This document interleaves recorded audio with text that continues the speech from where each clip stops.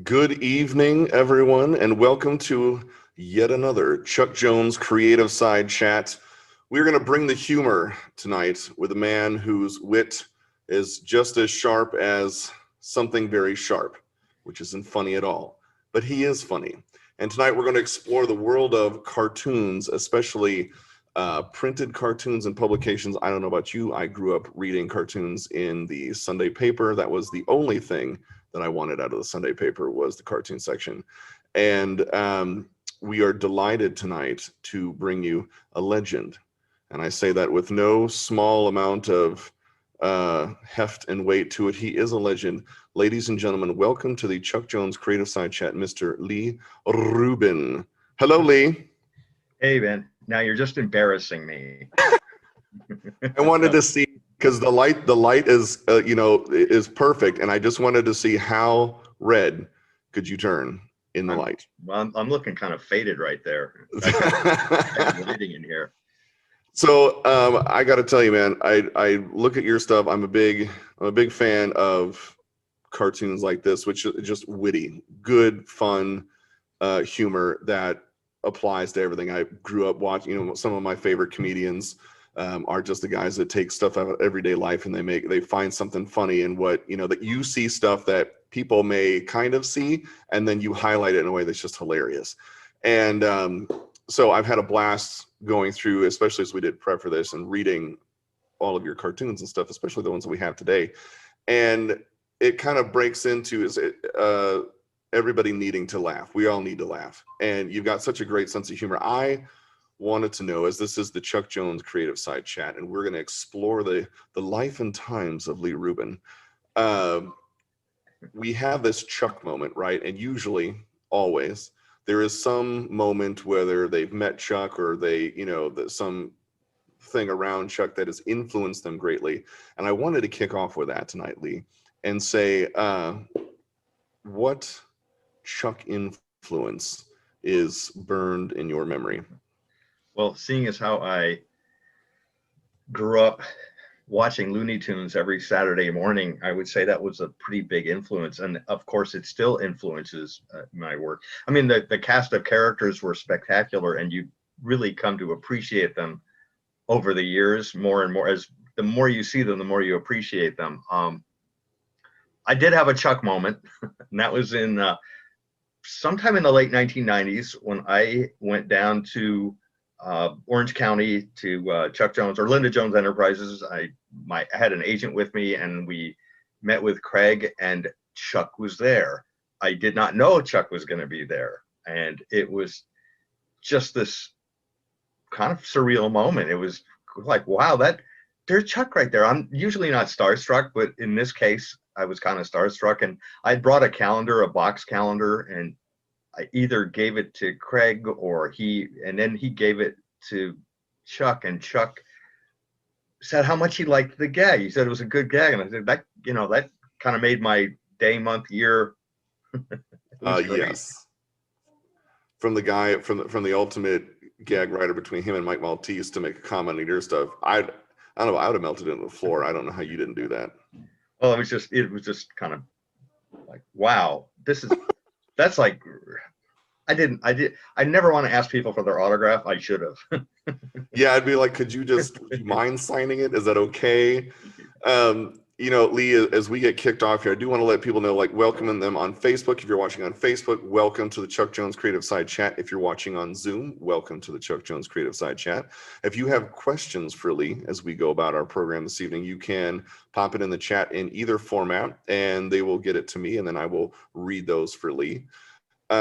We also have the chuckjonescatalog.com/Rubin, and that is where you can see everything that we have tonight available for purchase, which is hilarious. And we'll be looking at some things as we go through the evening. So, Leigh, I wanted to start off because you and I have very different experiences in kindergarten, and it really kicks off. You're an artist, you're a humorist, you're a creative. You do so many things, and it all usually starts somewhere. So I wanted to start in kindergarten because your kindergarten experience, I'm not going to make this about me. We're not going to cry over this. I'm not going to take the chip that's on my shoulder. Everybody would turn the thing off. Let's just say my kindergarten teacher, Mrs. Blackburn, right, was not thrilled with my artistic creation that did not follow the rules and stay within the lines, and put mine under everybody else's and said I didn't do it right. So, Mrs. Blackburn. But Mr. Rubin, you had a far different experience. I had a far different experience. I like to say that what I practiced in kindergarten, I practice today, and I don't know, mastered. I really had two skills that I really worked at, and that was drawing and napping. And I can say, if you were to ask my wife today, she would say not much has changed. I think she's in the next room over there watching. So if you are, you see that in a few seconds after the delay.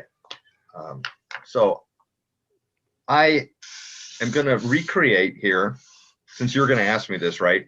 I'm asking you. What's the first cartoon you ever drew? Yes. And for those of you who have not seen this, boy, are you in for a real treat. So I drew a picture of a giant, and the giant was so big that I had to put his head on the other side of the piece of paper. And it looked remarkably like this. And this is available now from as an NFT for $10 million. Excellent. I'll even sign it for you if you want. A bargain. Yeah. But my Mrs. Kara, or Miss Kara, I actually did not know her marital status at the time. She just thought this was hilarious, and my parents thought it was very funny, and that's all I needed was that bit of encouragement, and off I went into a life of down the wrong road or the right road of cartooning.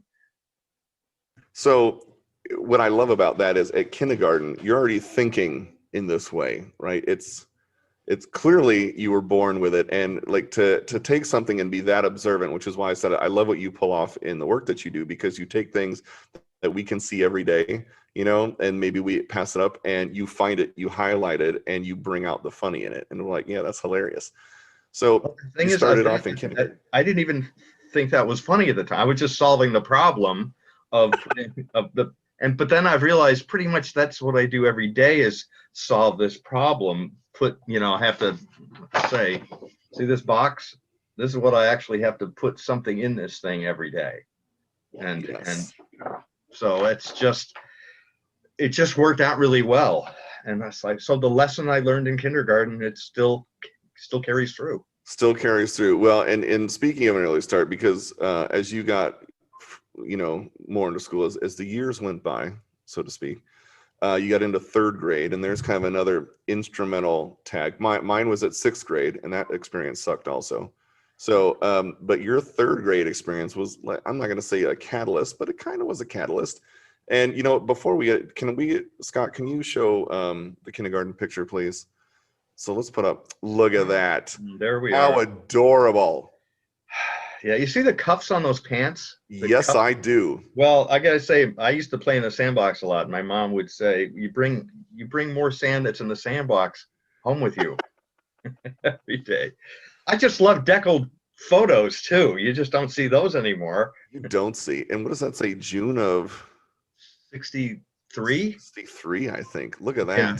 And what's funny about that is cuffs came back like 25 years later, and then they came back 25 years later after that. So really, you were fashion forward, sir. And still in a t-shirt.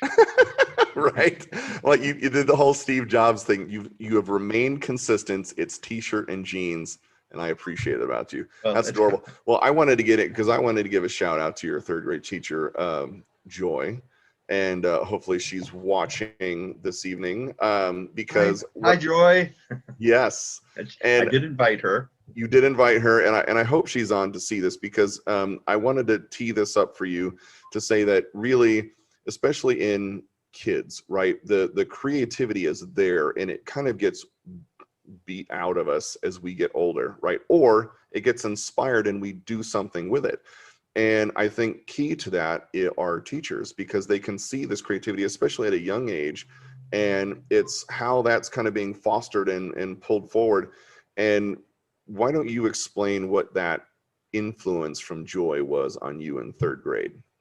I don't even remember the exact artwork. It was something with that, the same kind of that construction paper, that colored construction paper that's a little bit rough, and we had white glue, that kind of pasty white glue that you use with a tongue depressor. Yes. Smear around, and the little scissors that are the safety scissors that you can't cut anything with, they're little round edges.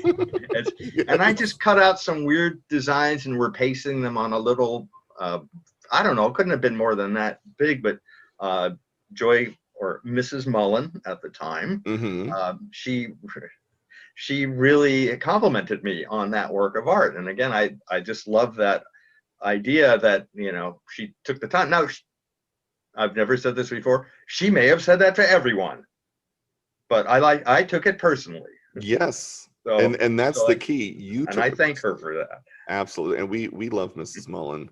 Joy, you are a fantastic lady. Can we show the My Goon? Now, is this, correct me if I'm wrong, is this what started in 3rd grade? Well, there was one prior to that. That my dad had taught both my brother and sister and me how to draw the Goon from Popeye. He was a huge comics fan. And he read, you know, there it is, right? Alice the Goon, or I guess this is Alice. I don't know. It's the Goon. And you can see that kind of line, the one line that makes the eyebrows through the nose and got the 2 dark eyes. And so my dad drew something like that and showed it to us, and each one of us had our own version of it. And this was a very rough version of mine. And I drew this thing from, you know, elementary, junior high, high school, into college. And then I brought it back, I don't know, it could be about 15 years ago or so. I started incorporating just the head in my signature in the daily cartoon. So that's what that little funny looking thing is in there. And you started that so young. That's what's awesome to me. We look at it, I'm like, man, have I slacked off in life? Because you were running and gunning from like kindergarten and 3rd grade. You already had a brand. You're in 3rd grade. Leigh the brand. There's my mark. There's a TM on it. I don't know what TM means. I'm in 3rd grade, but people put it on there, so don't mess with that. Love that. You were a brand at 3rd grade. Who knew? Who knew? You were, I'm not going to say you were ahead of your time, but like you were ahead of everybody else in that, like the entrepreneur Leigh. So you take that in 3rd grade, you get, you know, you remember that thing. It kind of moves you forward, and as you get into high school and jobs and all this, you start kicking off. Your dad was a big influence on you, and I think that's a wonderful story there. Because your dad ran a printing shop, correct? Yeah, he started his own printing company. He had worked for Max Factor, the cosmetics firm. He was an advertising man back in the day, and then Max Factor got bought by Revlon, and then he worked for a brief time at Baskin Robbins, their corporate headquarters, wherever it was in Burbank, but knew he couldn't stay there because he liked ice cream so much. So he started his own print shop in Panorama City, California, and I worked there from the time he opened the place until 1994. So it was 21 years or so. It was a lifetime, at least a third of a lifetime. Yes. So well, and what I love about that, it gave you exposure to, you know, another medium, and, you know, the idea of printing stuff and what you could pull off, and this whole idea of kind of greeting cards. Like, you read comic strips all the time. That's kind of you were soaking all that, you know, influence up, and then you kind of get into what kind of propelled you next into this idea of like, all right, what if I printed something, and then, oh, what the heck, let's see if we can sell it. Yeah, well, that came from, okay, I was an advertising arts major at Pierce College, and then one day I was walking through this pharmacy in Northridge, and I saw a row of cards by Sandra Boynton, super popular and still very popular today. Her cards were with recycled paper greetings, and they were just great, really funny, simple illustrations, really clever, silly puns on the inside, and that prompted me to think, hey, I could start a greeting card company, knowing nothing about the greeting card business. at all. So I sketched out a cartoon with a raccoon on a big piece of corn, printed up a few, and that's the black and white version of, put it on the counter at the print shop and sold it for a big whopping 50 cents. And again, all I need is that little bit of encouragement. And you can see that the raccoon, it's based on the goon, the circle. All the characters in this line of greeting cards were based on that. Now Ben, did I tell you what the inside of this card was? No. I didn't? No, Okay, you just explained the outside. Okay. Well, can you put it back up again? So yeah. I'd love if people want to guess at this, but I'll just give you the answer. It's, I'd like to nibble on your ear. So, and they were all that bad, and some were pretty risque. But within about a year's time, I had 64 different cards. I had racks made. I had people. I was going to trade shows selling these cards. This is all pre-internet, which boggles the mind now. And when I think of how much work had to be done the old-fashioned way. Like, you probably had to order from what they would call back in the day a catalog. Like, well, there was a guy in Pasadena that I went over, and he made racks for me from scratch. No kidding. He was metal fabricator guy. And we made and then I think I'd order them. I'd have to get these big racks that would break down so they'd be easy to ship. And then I had, like I said, these various sales reps that I met at various trade shows who were carrying the line. And then orders started coming in, which is time to panic, because that means you have to print a lot more cards. And I was still working the regular job too, the regular, job for my dad. So did you have that, did you find that even maybe earlier on too, you kind of had that entrepreneurial spark? There was something to be like, man, if I could do this, I'd never thought it through. I just kind of did it. which is no normal. Plan B. There's no plan B. Okay, No. I'm just going to do this, and it at least it's always worked. Sometimes ideas work better than others. Sometimes they don't work so well. But it's like what your mother puts in front of you, and you're not sure you want to eat it. You don't know it until you try. Well, and what I love too is, like, you just started off, right? And you went out and you started doing trade shows. You had racks done. You went from 0 to 64 cards in no time. And you talk about kind of getting those moments of what would I call them? Not like, why can't I even think of the word? So not verification, not ratification. Come on. When you affirmation. That's it. Moment. See, that's why I have you on here. You're brilliant with words. You get those moments of affirmation, and I would say selling out a line is probably like I could keep doing this. What was that first experience like when, or you said you had to start printing cards, and then, oh crap, now there's supply, now they're shipping. You're the dude. You're printing, shipping, drawing, everything. Have to make all the little things that go behind the cards that say what kind of cards they are, birthday or friendship or blank.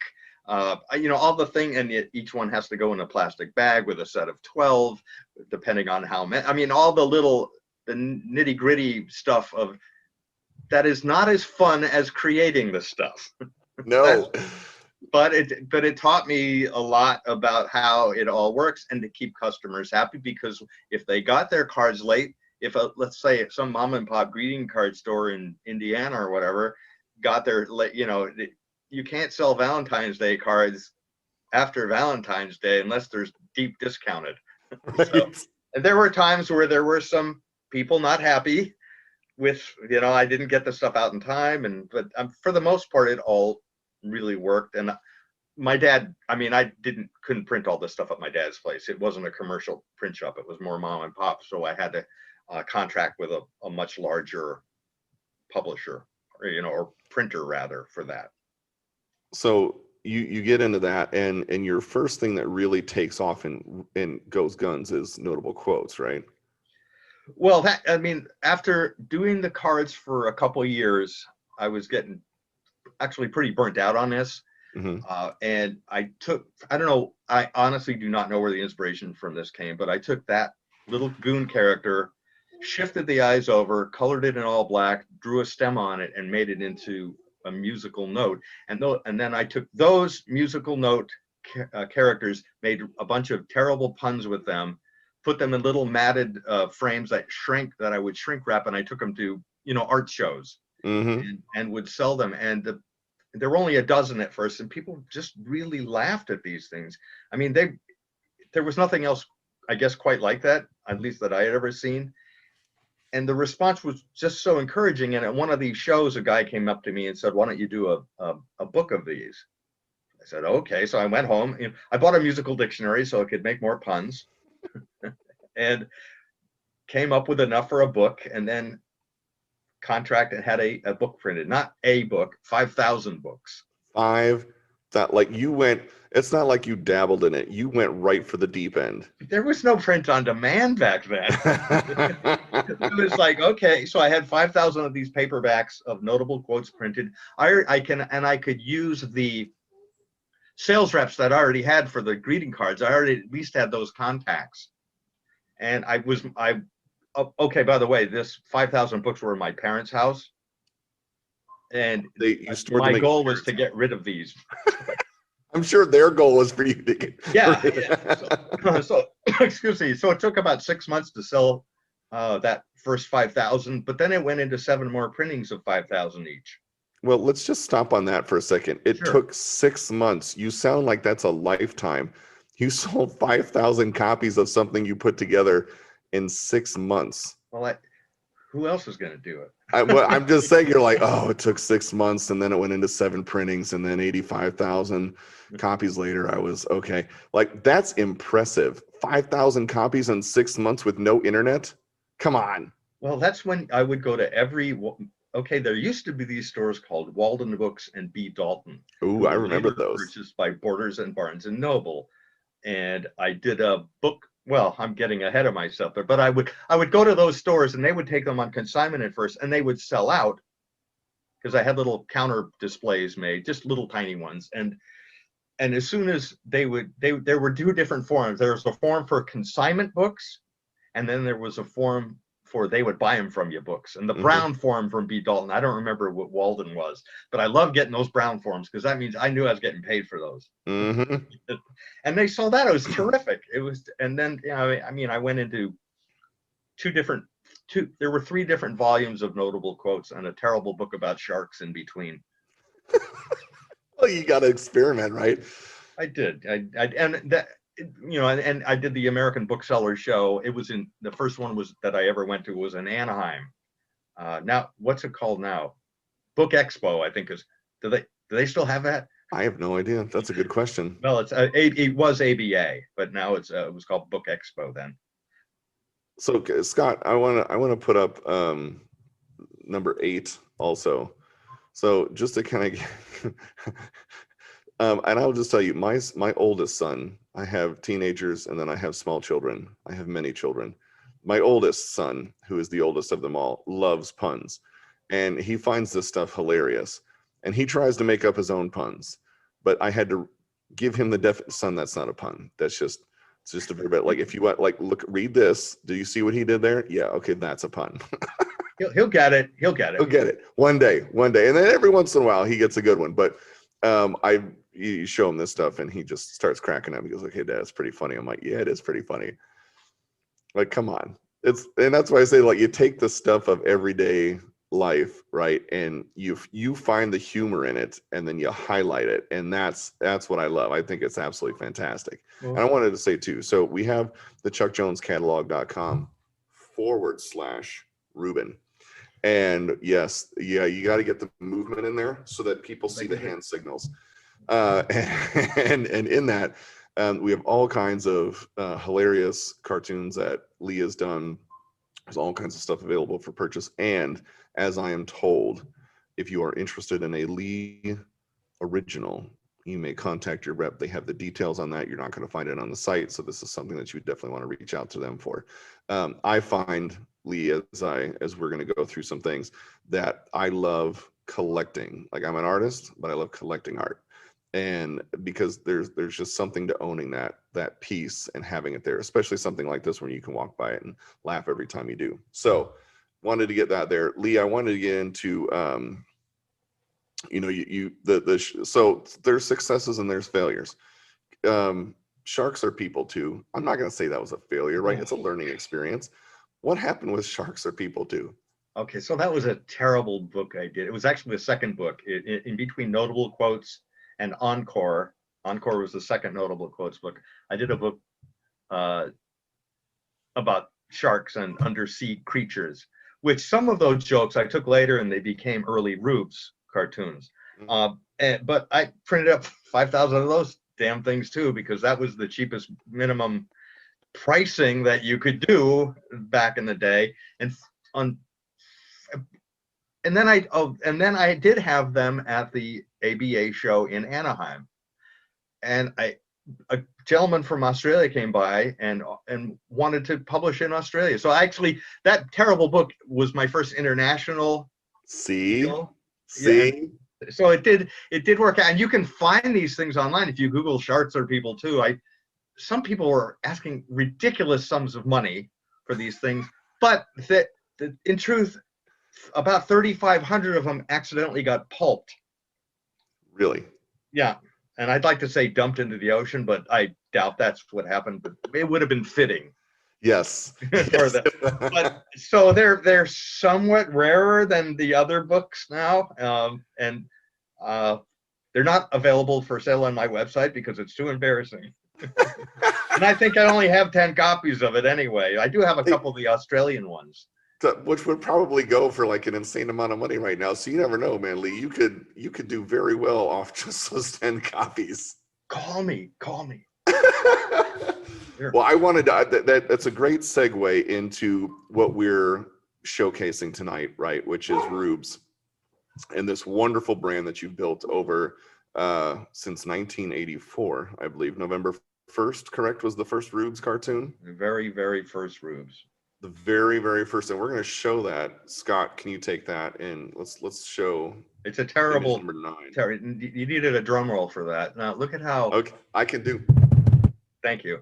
So yes, you can't see the caption on it though. I can't read the caption. It says, "What do you mean you forgot the groceries? Honestly, Frank, you'd forget your head if it wasn't screwed on." Jeez, how hilarious is that cartoon? It's embarrassingly bad. But it was the first cartoon I had published in a newspaper, which was the Antelope Valley Press in Palmdale, California, which is still in business. And my friend, he became my friend, the former entertainment editor of that newspaper, a gentleman named Steve Hendrickson, who may or may not be watching tonight. He asked me if I'd like to draw a daily cartoon for the AV Press, and of course I did. Heck yeah, you did. And so that kind of launches this whole Rubes thing, right? Which is this gigantic. That's why I say you're legendary, man. And look at what you've done. Stop with the legendary stuff. That's when you're dead. No. That's no. Legendary is still when you're alive. I forgot. Iconic maybe is after you're dead. Maybe that's okay. I don't want to be iconic yet. Then. No. We'll wait on that one. So 1984, I'm terrible at math. 1984, 1994, 2004, that's 30 years. We're almost coming up on 40 years of Rubes cartoons. Oh my God. Be careful what you wish for. I think it's 37 or. Yeah, 30. It'll hit into the 38th. It'll hit 38th year this year. Yeah, something like that. Or go into the 38th. Which is amazing. Like that's, and for people who, and what I want people to know too is you're it. If you hunt it, kill it, clean it, eat it, like you do it all. And there's nobody just handing you a paycheck. You are a business and you've got to go out and do this. And you've done this now for 37 and a half years. Why? Why? God, why? Right? I think that's amazing. And when we get into these things, like how does this happen? I love the explanation of, you just kind of do it, right? Like what else was I going to do? I'm going to go do this and figure it out. And, I think especially like there's some people that go to school and get their MBAs. And then there's other guys like us who are like, I just like to draw pictures and paint things. How do I make money at that? And I don't want to work for anybody else. I'd like to work for myself. And you just figure it out. But there's some bumps along the way, right? And it's helps to build our experience and whatnot, because I think some of us are just the school is better out in life. Like we learn more in that way. So I'm not bringing this up to bring up any wounds or, have you shed any tears? But, sometimes not everybody's like, woohoo, we'll take it. Right. I know where you're going with this question. I know the direction you're going in toward the question.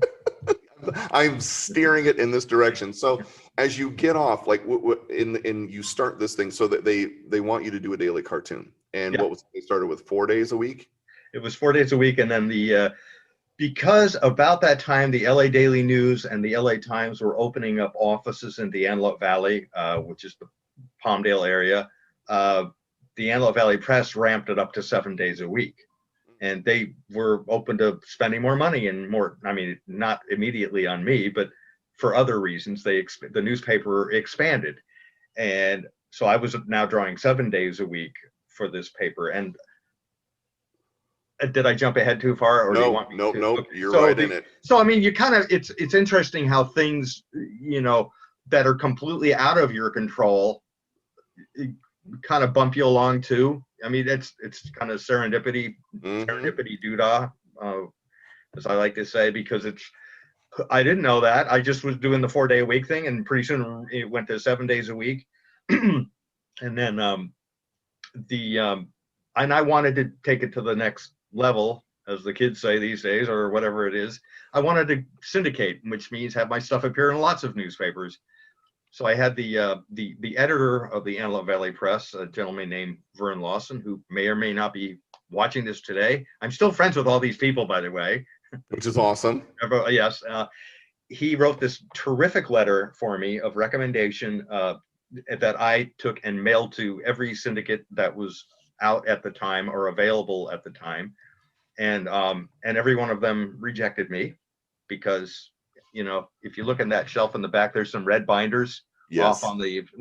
In those red binders are all my rejection letters. And you saved every one. Why not? And yes. In fact, I'm glad I did, because I could share one with you. Yes. To prove that not all rejection letters are bad.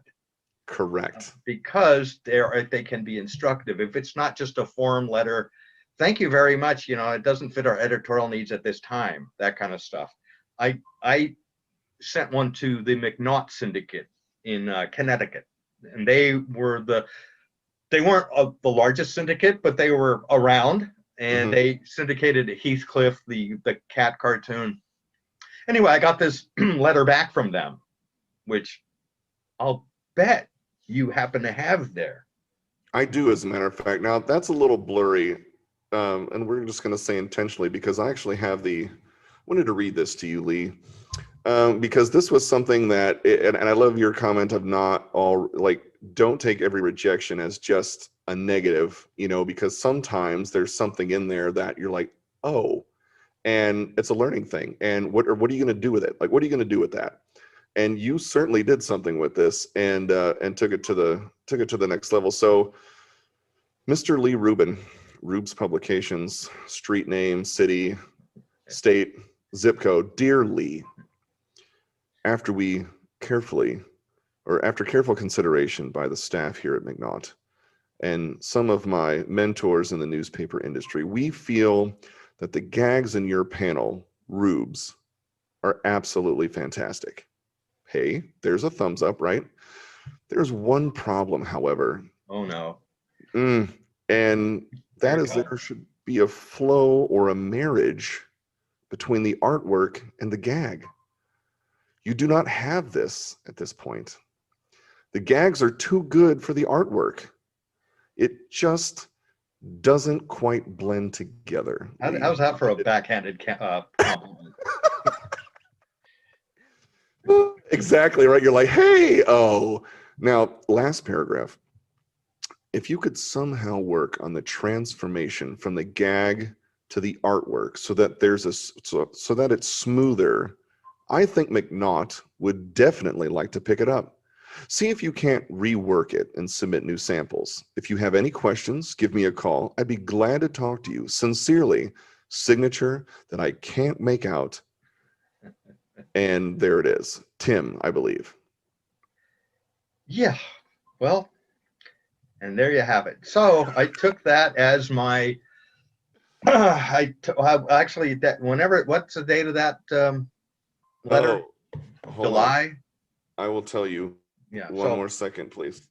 Let me preview that on my screen. It's July 15th, 1985. Okay, I was getting married 2 weeks later. So I already knew what I was going to do when I got back after the wedding and honeymoon, which was, my dad was very gracious, and I said, I'd like to practice my art a little bit here. He gave me a week off from work, and I completely changed my style, or up my game artistically, because he told me what I needed to do at McNaught, and I was going to redo it and send it back to him. Now, I did redo my art and send it back to him, but I never heard from him. And they went out of business anyway. See, that's why they went out of business, Lee. You were like, look, man, I just did this thing. It could have lifted your entire publication. They're like, nah. And then they went out of business. You, however, sir, 37 years running. Proof is in the pudding. Still. Yes. Yeah. So, hey, I wanted to give a quick shout out. We're going to give a quick shout out to Christopher, who just picked up Yale Man tune as a Father's Day gift to his Yale educated daddy. Says, thanks, Lee. You're welcome. Loves. Oh, yeah. Oh, I know that. Is that the? I don't know. You did it. Okay. I know what you're talking about. Yes. It's the Yogi Bear Yale Man. Yeah. Yes. Okay. Which we don't have that here, do we? I don't know if we. Hold on. Scott knows it by number, not by. Yeah, I'm not sure. I'll have to look through when we go. Okay. If we do, I'll pull it up. So I wanted to get in. You changed it up. You went after. You started to marry a different style of artwork with the gag, and things start rolling from there. So how does it take off? Like at where does it go where you're like, man, did you feel it instantly? Forget that you didn't hear from McNaught. They went out of business anyway. Who cares? Well, I actually had some success prior to this. I wrote to editor and publisher, the magazine, gentleman there Dave Astor, who wrote the column, who may or may not be watching. We're connected on LinkedIn now. See, he might. And yeah, it's nice that these folks are still around. And he wrote a little blurb about that. Hey, there's this guy that's doing a cartoon, and I got picked up by a couple of little papers, one in Denver and one in Miami. Some weeklies, and then I started sending the stuff out to regular newspapers, regular dailies. Got picked up by the San Antonio Light, which was the first major daily. May it rest in peace, like so many other dailies. It was the competitor of the San Antonio Express News at the time, which is still in business, and really should run my cartoon. Anybody there is watching this. They should, because look at what happened to McNaught, people. You don't want that again. I think the San Antonio Express News is doing just fine, I would assume. But you never anyway, know, Lee. We thought McNaught was doing well. That's true. That's so I started picking up more papers, mail, did big mailings, got tons of rejections, but also picked up a lot of college newspapers. That was an easier sell, I would say, and also, but you had to work it because newspaper editors in colleges come and go very quickly. So every semester or every year, you'd have to resell them on the idea. That sounds exhausting. Well, it was, but I built it up to about 150 papers of the first year that I was really working that. Now I'm still working a regular job, and I still have to go home and draw cartoons every night, but I also had to do the billing and all this. And this is all before the internet. So how did I get the energy for that? I don't know how you did. I don't know either. I don't know how anybody had energy for anything. But I guess you want to check back on the bad cartoons, the first, how the change between them. Well, yeah. So when we went through and what I wanted to show was we're gonna go with 11, Scott. So it was how you changed and then looked at this and then, what you updated. So walk us through this, because we have this and then we have the next one that you did. Okay, so this is really early on. This was only about the third or fourth cartoon ever, but it was where non-fat milk comes from. It's a really big, skinny cow. It looks a little too happy to be a cow that's not eating enough, but it has the big ice cream scoopy looking mountains on there. So this was an example of the gag being too good for the art. And I guess the next one you'll show is the one where Yes, I up the game. So the cow looks a little sadder. You see the ribs sticking out. It's in a more desolate scene. This, you got the sun beating down on this poor cow. It's a more visually pleasing gag. yes.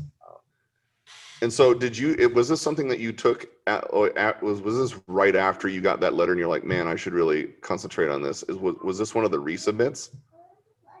Yeah, there were any number of those. There were probably a dozen. But then after that, all my cartoons were I thought the artwork was greatly improved from the original. Well, I want to get to the other one with 13. Yeah, there it is. So there's food, we're saved. Food, we're saved. So you see the sailors are coming up on an island, and the natives everybody's happy because they're all going to be eaten. And then there's the reworked version, and that's from an old, the one and only comic book collection I ever did of just, most of the cartoons anyway. Did you really? Do you still have that? So probably available for about 10 cents on eBay now. But the artwork was much refined. You can see the waves and more detail in all the people involved, and it was just, again, a better drawing. Yes. And then we get to this one. So this is our third. And almost one of my favorites. The Pillsbury Doughboy meets his maker.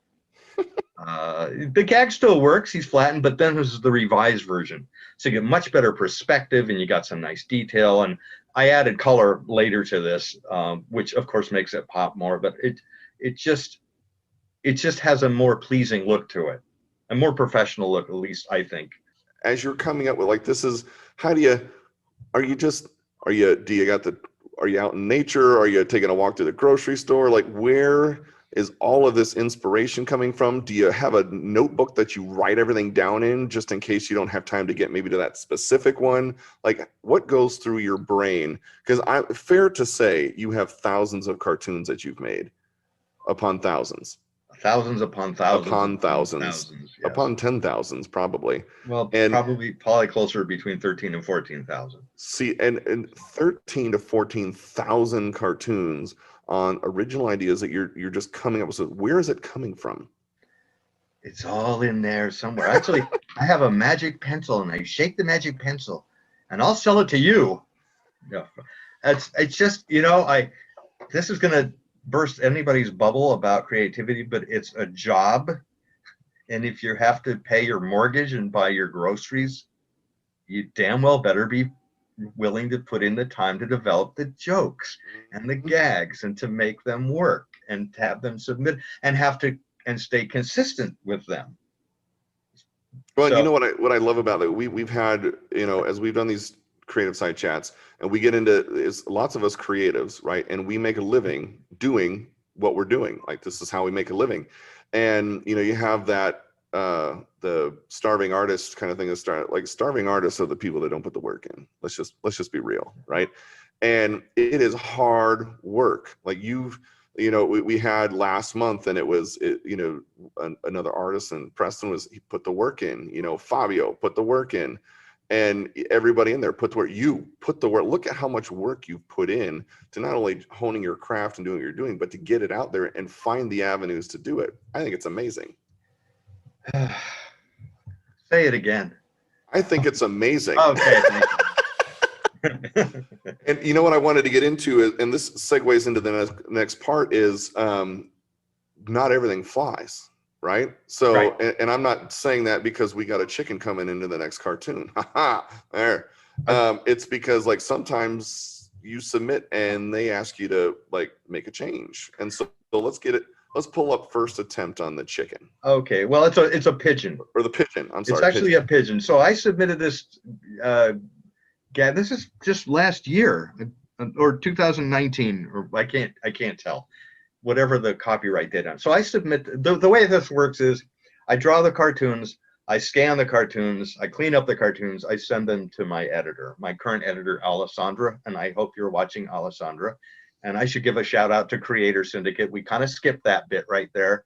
I've been with Creator Syndicate. They accepted me. Yes. In 1988, and I started with them January 1st, 1989, and I've been with them ever since. The last great independent syndicate. Thank you, Rick Newcomb, for starting that company.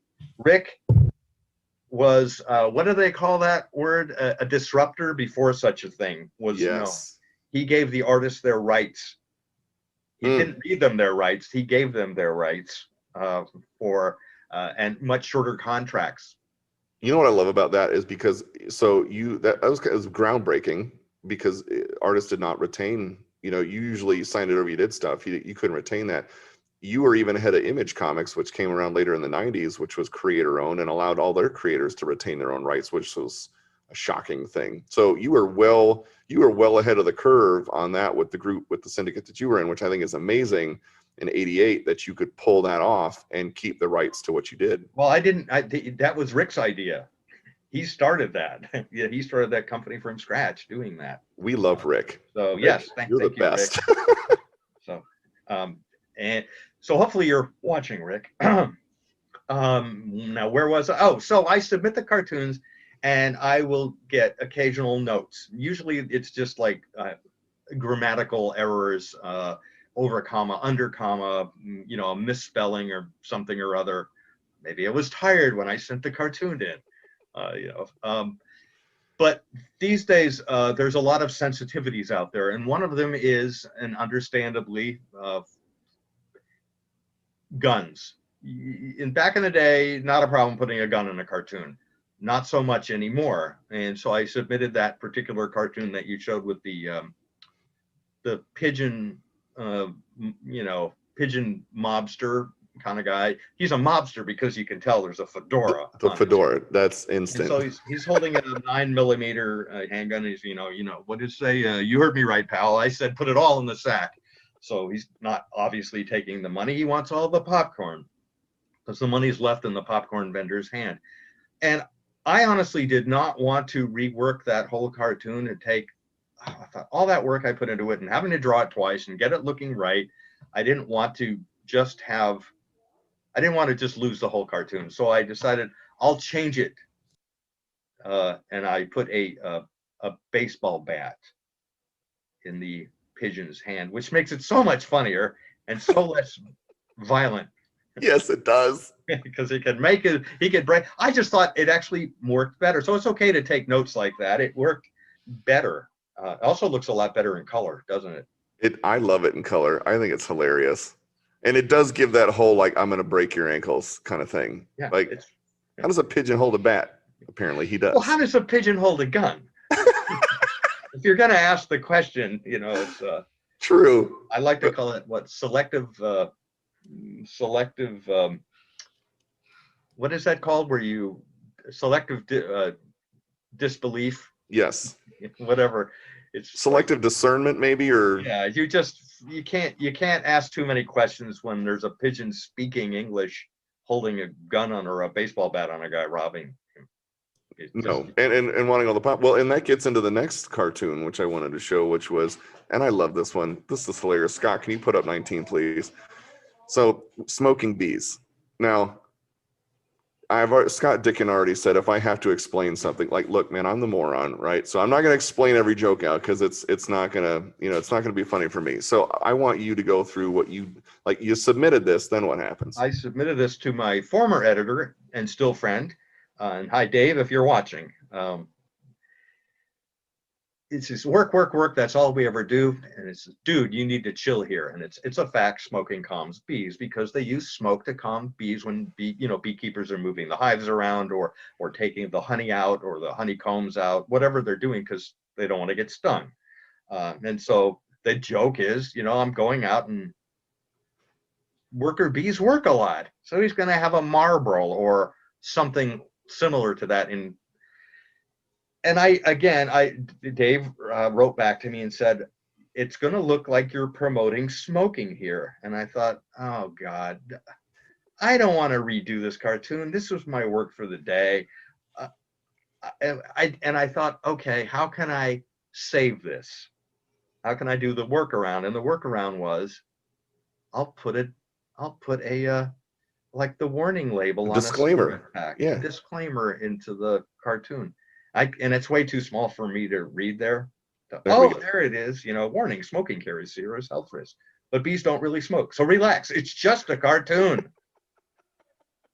Which I think makes what you did even funnier. Well, it's like you get to have it both ways this way. Yes. That was so much You fun. get your cake and eat it too. Yes. Or have your honey and eat it too. Yeah. Or have your honey. Well, and what I wanted to get into and show the next one was this whole idea of like a process of this. So as you'd mentioned, you'll draw it, especially if it's a multi-panel one, you got to draw it twice and you're trying to get everything down. But there really is a process. And what I love about what we're going to show is how you started and then how you finished. So not just you submitting, what you're doing is your own process and how you're working through these ideas. So Scott, can you pull up 21? Let's get into. You want the backstory on this, right? I do want the backstory on this. Okay, so you recall last year there was a gender reveal party in Southern California, and I don't know, there's a balloon or something and with candles on it, and it started a wildfire. Right. And I wanted to, I saw gender reveal. What about gender reveal? And as one thinks of, the first thing one thinks of gender reveal is the Loch Ness Monster. Naturally. Because that's just what you think of. And I thought, what about a gender reveal for the Loch Ness Monster? And if you think on it, what's you probably know this answer. What's the common name that you give the Loch Ness Monster? Nessie. Right. So if they're all Nessies, unless they're, what's the term where animals can procreate without mates? Either cloning, they can kind of clone themselves, or there's a word and I cannot think of it right now. There's going to be nesters and Nessies. It's like the frogs that can change and be like, oh, we don't have any males. All right, you change to be a male. Thank you. Right. Well, that's nature's amazing, isn't it? Mm-hmm. Yes. So, and I do get a lot of inspiration from nature or natural sources, even ones that may or may not exist, like the Loch Ness Monster. I'm not taking sides here. I just wanted to do a gender reveal. So and I want to do a gender reveal, and you can't show the front, these big giant front, full frontal nudity of the Loch Ness Monster. So I had to show it without the front. So this is the first version, and if you can read that caption, because it's too small for me. It says, "I understand your frustration, Nestor, but trust me, Nessie refers to the name of the lake, not your gender." Good. I got that one. It was a little blurry on the last one. Yeah. Okay. Good. Well, so then I thought, well, that's a good start, but I think it could be funnier. So I wanted to switch it up. And then it went to the next iteration. So there's a mom on her cell phone covering her son's eyes, shielding them from the full frontal of the Loch Ness Monster. And what does that say? It says, "That's right, sir. I believe I've sighted Nessie, or more adequately, Nestor." Yes. Okay. Yeah. More accurately, Nestor. Right. Okay. Yeah, accurately. There you go. Accurately, yes. I'm sorry. I should have these big things. And actually, this doesn't exist anymore. It was erased. So the next one was the third volume. Let's really emphasize the full frontal of the Loch Ness Monster. So you got this little kid, and then I decided I make it a little more Scottish sounding. Can you do it in a Scottish accent? In your best? I'm going to try. "I believe you're right, Larry. It looks like more of a Nestor than a Nessie." Is that okay? That's good. I like that. Thank you very much. I'm available for voiceover. You have to give them union scale for that. So then I thought, well, I wanted to up it even further. I wanted to show full frontal. Yes, as you should. And so it went through 3 iterations before it went to the next one. So, you know. And you can say this speak this in your Scottish accent. We're gonna give this another shot. Don't look so surprised, laddie. We can't all be Nessies. Some of us are nesters. Exactly. What the haggis? Throw a Right. beer. All right, I'm done. You go now. So now we had him walking into the restroom propped open, so to make it obvious. So it's the little details thrown in there, and I just really like the way that came out. And it was worth going through the 2 days of different iterations of that cartoon to the more interesting version, because you know my goal is it's got to be interesting, and it's got to be funny, and if without both of those, it's just not going to work. Well, and you know what I love about that is that was the same thing Chuck would say, right? Like him and Mike Maltese, guys, they would write for themselves. If they laughed and thought it was funny, it made it in. If they were trying too hard to make it funny for somebody else and they just didn't get it, it didn't fly. So that's what I love about it. If it makes you laugh, you put it in. Makes total sense to me. Yeah, I would love to see the ones they didn't put in sometime. Right? Be like, come on, give me the outtakes. It's like Robin Williams and Aladdin. Can I just get the track of everything you couldn't put in the film? So I wanted to get into this. It's a great segue now, again, as I mentioned, chuckjonescatalog.com/Rubin, where we have a wide array of limiteds from Leigh on some hilarious cartoons, some that we've kind of referenced here tonight.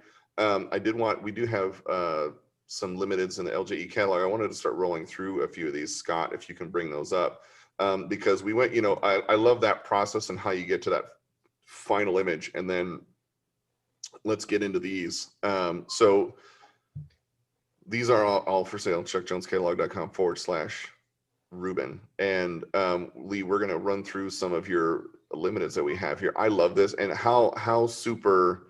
I know what this doesn't drop till the 12th. Yep, everybody gets a sneak preview of this. I'm sorry at my syndicate. Sorry that I'm showing this before. This is the first time I have ever, gone 4 days ahead of schedule.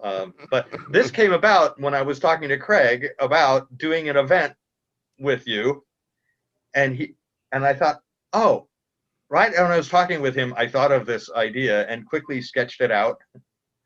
And this is as soon as I could publish it. I could not get it in any faster than the 12th. So how appropriate on it. And do we have the Ingenuity one? I don't know if we do. I know we emailed it over. Scott, if you've got it, you can put it in. Great. If not, no worries. Because you've got another one dropping with Ingenuity with the helicopter. Yeah, that actually came out probably a month ago. Oh, it did. That was the timing on that was just unbelievable. Unbelievably not exactly coincidental. But it was the first traffic helicopter on Mars. Yes. Which I would imagine not a lot of traffic. No, there wasn't. I wanted to get into some of the other limiteds that we have. Let's roll this one, Leigh. Oh, my wife's very favorite cartoon. Is it really? It is. And if you're watching, Teresa. She's watching. Oh, she is? Okay. Well, yes. Hi, hon. Yeah. This is, welcome back, sir. Are you planning on being our guest for one night only, or will this be your usual extended stay? Because your dog will never throw you out. No, no, he will not. This is ripped from the headlines. Was it really? Well, I don't, it's more the metaphorical doghouse. The metaphorical headlines, yes. And then we get into, I love, this one's hilarious because I could see it happening. Can you read it in your best? I can read it too. Yes. Why? Yes, of course I was careful and maintained proper social distancing like you told me to. Why do you ask? So this is bringing, what's just really fun about this is you're bringing up very popular pop culture characters that everybody knows and mixing them into something that's going on today. So this is more of that social commentary stuff. Just very light social commentary. Yeah, and I think it's hilarious because we're all thinking around the same things. Oh yeah, okay. So we got you're doing the coronavirus, the COVID-19 run here.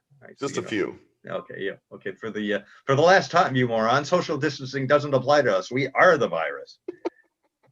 And just for the sake of humor, those are way bigger than real viruses. Yes, you wouldn't actually get to see them that large. You know what I wanted to get into? So there's this one, which is the Don Quixote, and then I want to get into the Giclées, which are the limiteds. So what did you love about the Don Quixote? Like, you were inspired by Chuck's. Well, I know I didn't know Chuck's existed. I had penciled this out or drawn it, and I sent it to Craig. If anybody doesn't know who Craig is Chuck's grandson, who is kind of the wizard behind that you don't see him here tonight. Hopefully he's out there watching.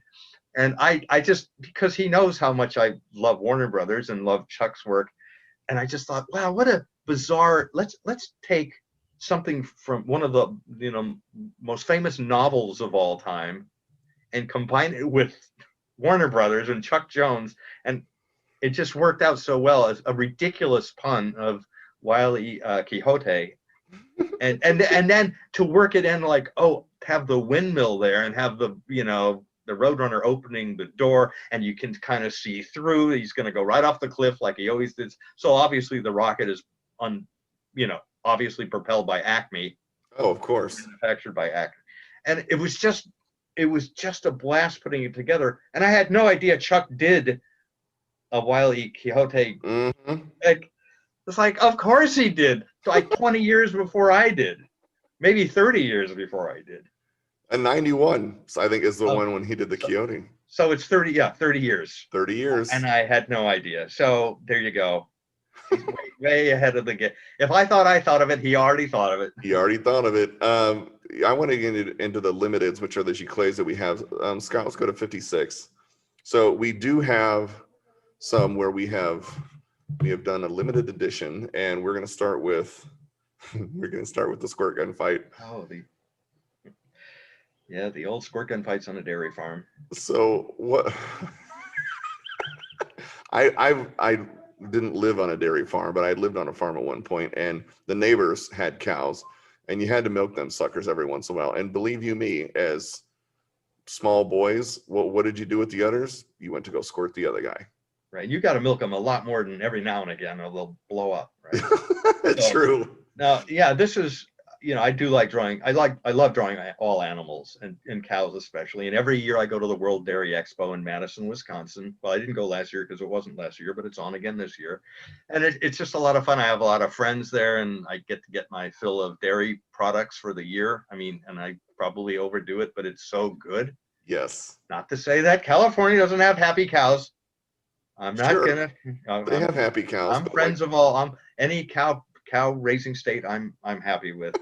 But no, it's just that was a lot of fun. Hey, there's a little backstory to that. Yes. I had a little development deal with ABC television in the 90s. And that was going to be, they were going to do these little in and outs. They weren't the interstitials that were, we'll be right back and back to the show. The bumpers. Yes. And there were 20 of them. And one of them was that one. And that's the only one they didn't run. And I have the animated version of that somewhere, on some old VHS tape. So we did have a comment in that don't bulls have horns, not cows? I don't know. We'll let you we'll let them marinate on that for a minute as we go to the next one. I can speak to that a bit. Yes. There are ways of, it's called polling, and polling is when the horns are removed. Okay. But female bovine can have horns. Interesting. Yeah, they certainly can. And if anybody wants to argue with me, just have them email you on that. I'll let you know what they say. Yeah. Let's get into let's thank you, Christopher. Let's get into the next. This is also a limited Giclée. Yes, it is. Oh, look at that. You got milk. We go right for the dairy. We go right. I love these. So yeah, this is before this was from this cartoon was done in around 1999, and that's before it. I mean, it was okay to have guys with guns holding up cows then. So It happens. I mean, you're just doing the commentary. So this one, again, Scott, don't worry, I'm not going to explain it on my thought process on this. We did that already in the pre-show. Also a limited G-Clay, go for it, Leigh. Oh, this is a technology advances, people stay the same. See, and it took me, I'm just going to say it because I don't care if it makes me look like an idiot. It took me a minute because I was concentrated on the briefcase and the back seat. That's what I was concentrated on. And so I'm like, oh, all right. And then for whatever reason, I look up and I'm like, that's not a cloud, that's a cup of coffee. I'm like, that's hilarious, which made it even funnier to me. And it's a Jetsons style, how I was influenced by Hanna-Barbera. Yes. The Jetsons style little spaceship. We're all waiting for our drivable, flyable cars. One day we will take to the skies and everything will be even better. I don't know. No, I hope not. I don't think that's what's going to come down the pipe. So we've got there's a couple of, we showed the Marvin, and then I wanted to show number 29. Scott, if you can grab number 29. We're going to go back for a Wiley. Oh yeah, okay. So Wile E. Coyote, how famous is Wile E. Coyote? Yes. You don't have to show his face. You know that he paints the tunnels, and if he's going to paint a tunnel, he needs the proper shade of black. You got deep space black, black satin, jet black, fake tunnel black. That is the one he needs. Yes, I love that, and that's available at chuckjonescatalog.com/Rubin. With a can of paint. With a can of and that's why I love it. So many people do the, like Wile E. Coyote is so famous for his, doesn't get enough credit for his tunnel paintings, and I'm like, you took that joke and that kind of idea and then spun it in a completely different perspective that made it even funnier, which I love. Well, I got to thank Chuck for that. Yeah, you know what, the dude, he knew what he was doing for sure. I wanted to get to a couple more. Again, you can take a look at chuckjonescatalog.com/Rubin. See, look at that. Christopher picked up the Pinocchio social distancing one. There you go, buddy. Thank you, sir. Absolutely. And I wanted to get to the the 31. I need 31. Oh, I love bacon. yeah. So this is no porkies were harmed in the drawing of this cartoon. Like there's something to it that I'm like, yeah, I can see that. I can see that happening. I don't think I need to read this caption. No, you don't, because it's good. So I wanted to go one more, and that was the Acme horns, and I want to say it is. No, I don't have that one on my list. They'll have to check out the site, just like the one with the Yale with the Yogi Bear rug. That's on the site. So Leigh, I'm going to come back to you on this, as we're already at like 7:10 my time, which means I'm an hour and 10 over, which means they're going to give me the hook. But what I wanted to ask was, you've 37 years of doing this, right? Which, as someone who's only 13 years into doing mine, I can tell you, I know what it's like to do the hard work and to get the ups and downs and to watch things, the learning experiences that you do, and really the best education that we have is just by doing. And I have the utmost respect for you, what you've accomplished, where you're going with things. I find it absolutely amazing. It's inspiring to someone like me to show that, you have a talent. Like Leigh, you have a talent and a gift, and you're using it, and you're making a living from it, and you're inspiring other people and making other people laugh. You're bringing joy to other people through your craft. And I love that. That's something I want, I aspire to do as well continually. And to see someone like you who's done it for longer and more successful is an inspiration, man. And it's something that, like, as I did a little bit more research on you, as we went from last week to this week,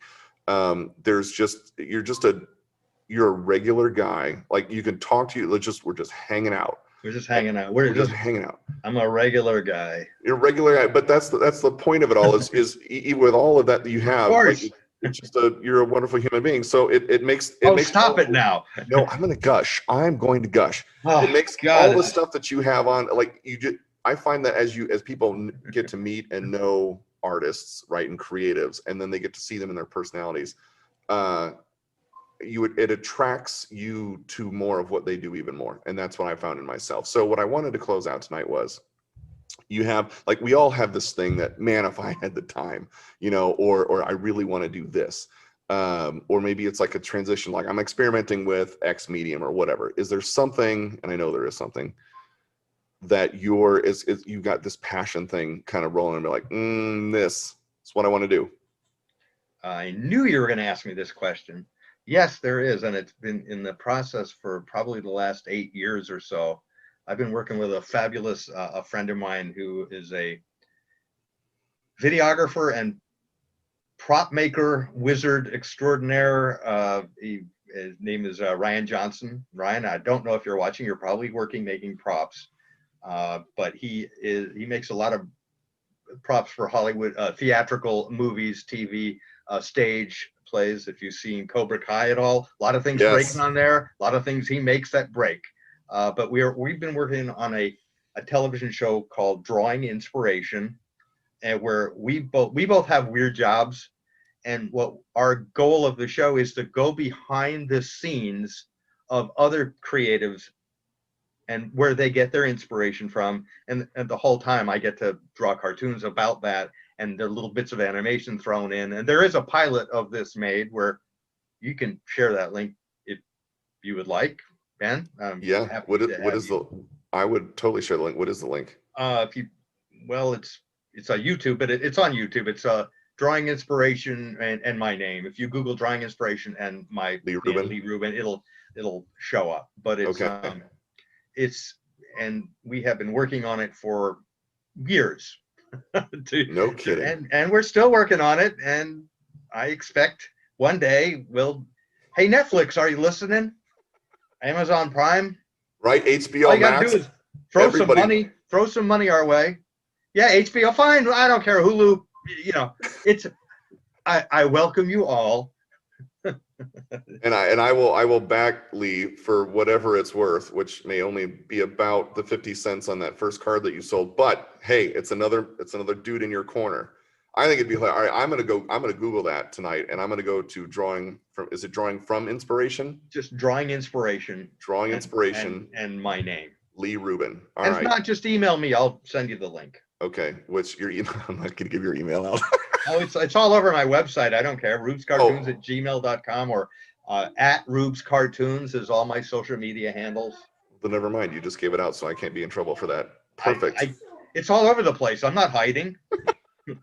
I'm right here. Yes, you are. And well, see, Christopher already put it in the chat. So if you're on Zoom and you're in the attendee chat, he found it and he posted the link. Thank you, Christopher. Not only is that dude picking up your work, he's also promoting your show. Thank you, Christopher. I really appreciate it. Christopher's the best. Absolutely. Well, ladies and gentlemen, on Facebook and on Zoom, I want to thank you again for joining us for a fantastic evening with Sir Leigh, the legend. Not iconic yet, because we're not there. But I just was knighted. Yes. How did that happen? Well, we started with legend. I can't go. I can't plateau on that. You gotta take it to the next level. So, I want to thank you, Leigh, for being a part of this. I want to thank you for sharing your creative journey in this, showing us some behind the scenes process on that. I think, what's important, especially as we do these Creativeside chats, is to see that, talented people, right, who do this and who get that out there.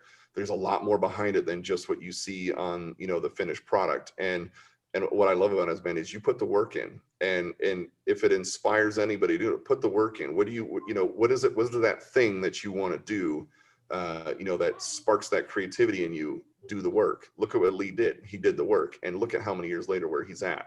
So I want to thank you, sir, for this. It's an absolutely sincere compliment when I do say I am truly inspired by what you have accomplished and what you do, because I think it's amazing. And I understand the work that goes in. And man, if I can grow up to be you someday, we're doing pretty good, which means I would actually grow more hair. You could do better than that. You could do better than that.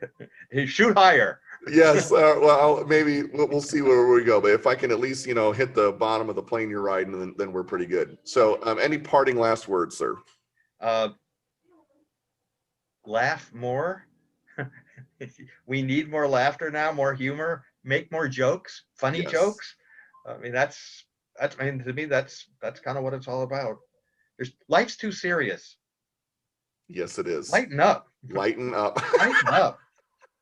Parting words, Yes. lighten up and have a laugh. Yes. Absolutely.